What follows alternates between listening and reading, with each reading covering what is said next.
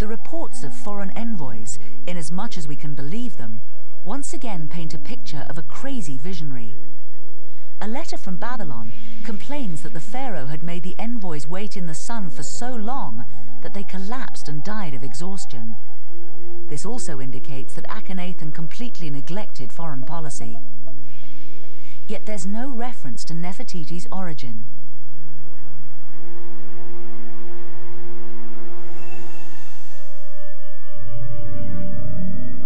In the 13th year of Akhenaten's reign, the queen disappeared from public life. From this time on, her name was never used officially. Had she fallen from grace? A storeroom of the Egyptian Museum in Berlin. Some of the finds from the German excavation in Amarna are kept here. Professor Wildung is searching for evidence that Nefertiti was disgraced. Thousands of fragments prove that an entire epoch was eradicated violently.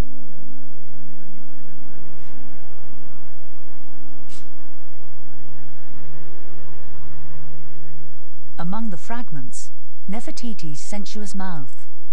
When and why was the statue destroyed? The queen is said to have been separated from Akhenaten during the last years of her life, but had he really cast her out? Surely not, for Nefertiti played an essential role in his concept of faith. There is in fact evidence that she died a peaceful death and was buried in accordance with her royal status. The only evidence that Nefertiti was buried are these two fragments of a death figure of the queen. This one here in the Brooklyn Museum in New York, and this one in the Louvre in Paris. And it can be proved, although they don't actually belong together, by this middle part which I had reconstructed. This shows that both fragments could belong together, and the inscription says, "The princess, the great lady of the palace, the betrothed of Akhenaten, the great royal consort Nefertiti, may she live forever." This proves that Nefertiti was interred, with full honors, with all her titles, and not as an outcast, as was assumed for so long. There is only one place where her state funeral could have been, the king's tomb in Amarna. Akhenaten ordered that his entire family be buried here.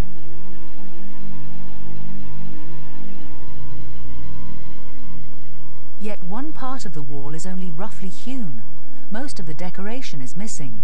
The tomb was obviously never finished. On the walls of the side chamber, there are traces of a large relief. The inscriptions and the pictures bear witness to the deep sadness of Akhenaten and Nefertiti as they bury their second-born daughter. Her death must have been a shock. Even Aten could not protect the royal family from grief.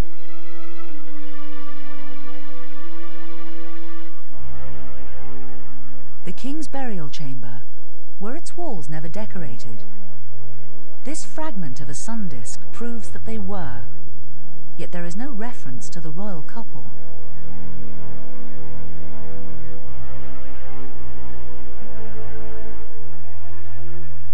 In the center of the room, an empty stone socle.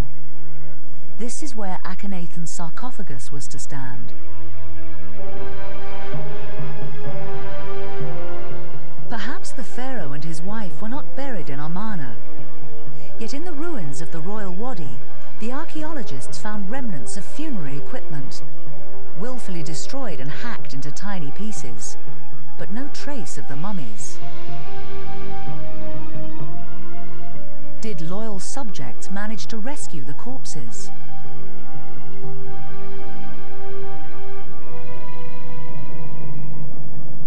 The Valley of the Kings in Thebes.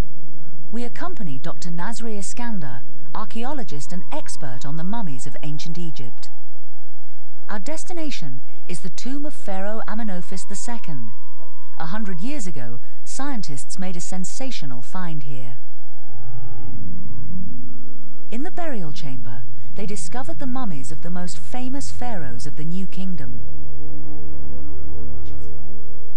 But Dr. Iskander knows that a secret is still concealed in one of the side chambers. The researcher hopes that when opened, it will reveal more about a dark chapter of pharaonic history.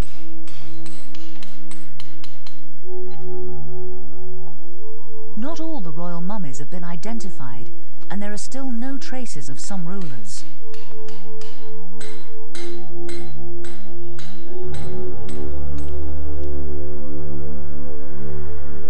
Behind the wall, 3 mummies are visible.